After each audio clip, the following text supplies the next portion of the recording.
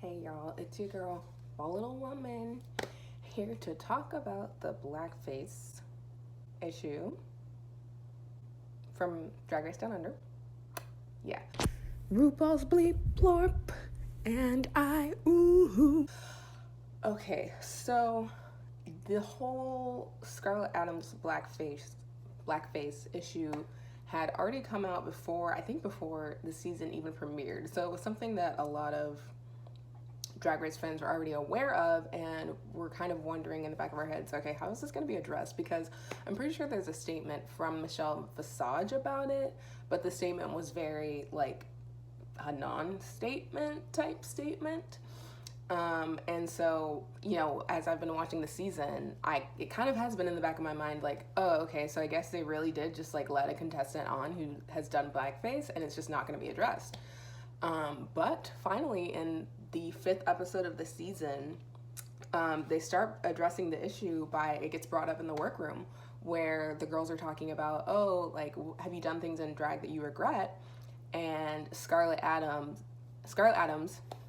after being prodded a little bit, explains that she had done blackface before in drag, and it's something that she regrets very deeply. And as soon as she said that, you could see Etcetera Etcetera, another contestant, her face was like, blackface?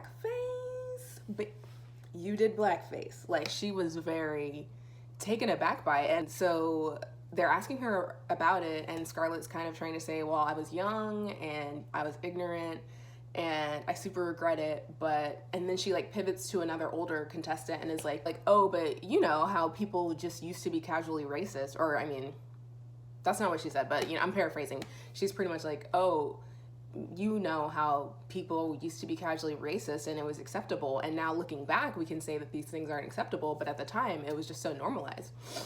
And Etcetera Etcetera hops on that right quick and is like, okay, girl, but there is a difference between casual racism and literally getting up in blackface to go perform a gig that you will make money off of. Like, I feel like that's crossing the line of just casual racism, which I agree with. Or that's when I had found out as a viewer, that was something, like finding out that Scarlet Adams had done blackface before was very for me, because I personally am someone who, I really support the philosophy that people can change and people can learn from their mistakes. When I heard that Scarlet Adams had done blackface, I wasn't necessarily like, oh, that means automatically that she should be disqualified or anything, but it was kind of red flags to me, because even in my past ignorance, I've definitely never been like, yeah, let me dress up as another race to make fun of them.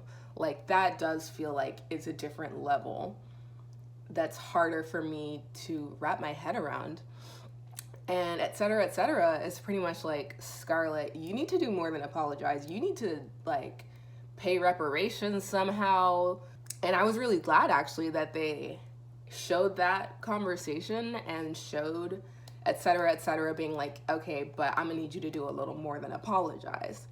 And so then the scene pivots to one of the other contestants being like, Etcetera Etcetera, you're so smart, and I'm really impressed by you, and this, that, and the other thing. And then that's kind of the end of the conversation, and then the rest of the episode happens. But then, again, on the main stage, when Scarlet Adams is being judged, RuPaul brings up, hey, I heard that you've done blackface before, and I want to give you a chance to speak on that. And so then Scarlet Adams pretty much goes into this little speech about, okay, I'm really sorry for my actions. I can't believe, what I did was super ignorant and was harmful to people who already have to endure systemic racism. And then she pretty much more of that, and she's, I'm so sorry, I'm so regretful, I'm so embarrassed by the person that I used to be. And that's pretty much what her speech is. And then RuPaul responds and is like, well, some people would want me to cancel you and be like, girl, bye, but I want this to be a moment of humility, and I want people to be able to learn from their mistakes, is pretty much what she says. And I don't know, I was a little bit disappointed that it wasn't addressed more than that, like, I feel like this could have been more of a teaching moment than it was. And like RuPaul maybe could have gone a little bit into why blackface is offensive, because also I'm pretty sure Etcetera Etcetera earlier in the episode had mentioned that like the drag scene there in Australia and maybe New Zealand as well can be pretty racist. And so I kind of wish that RuPaul could have said a little bit more or expanded on how racism has infiltrated the drag scene and how that's unacceptable. And yeah, I don't know. I feel like I was a little bit just disappointed. I mean, I'm overall glad that it was even brought up on the show, because I feel like, 10 years ago, I don't even know that it would have been brought up on the show. Like, if a reality TV show contestant is found out to have done something racist, like, I really don't think the shows would have taken it upon themselves to mention it at all or bring it up at all. So I am glad that it was talked about, but I do feel like they could have dug a little bit deeper and maybe expanded on why doing blackface is problematic, and like could have expanded on the problematic history and origin of blackface and how it was used and created like specifically to be harmful to Black people and people of color, and to enforce stereotypes that put Black people and people of color down and like portray them as lesser than.